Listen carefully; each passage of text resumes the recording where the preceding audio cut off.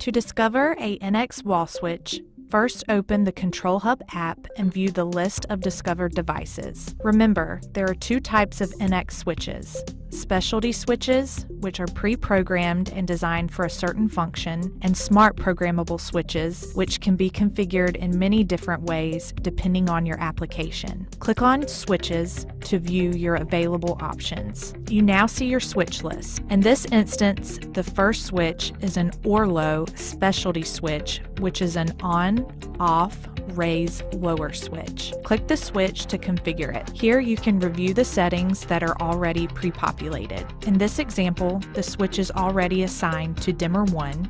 It has a MAC address, and it is already assigned to an area and zone. All items shipped from the factory are assigned to Area 1 and Zone 1. Under Name, you can rename the switch to your choice and set the switch to a specific area and zone. This will most likely be related to the location that the switch is installed. To save your configuration, click Set Area Zone and then Save at the top. In the top right menu, there are 4 additional settings. Active or inactive allows you to activate or deactivate a switch at a scheduled time. Restore will restore back to your previous settings. Factory Reset will reset the switch back to factory settings, and Clone allows you to clone the switch settings to another switch. Now, let's go back to the previous screen and look at the second switch, the 4-button Smart Programmable switch. Click on the second switch. You will see the pre-populated settings under Switch Setup. Under Button Setup,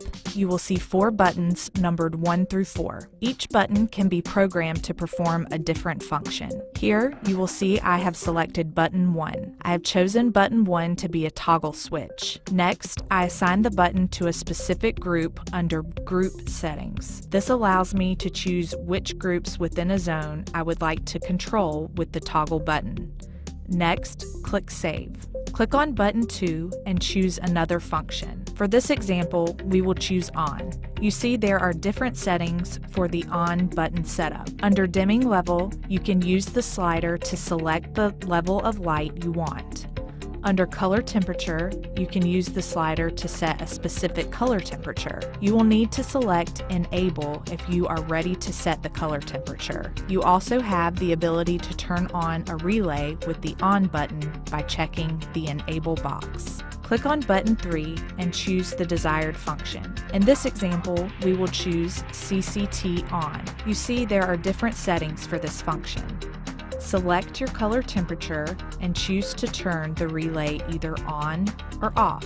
Next, select your fade time, which will control how quickly you would like the color temperature to change once you have activated the switch. Click on Button 4. This time, we are going to select Preset as the type. This means that when a user presses Button 4, a specific preset will be activated. You can choose which preset you would like the button to control under Preset Setup, assuming you have already set up certain presets within the app.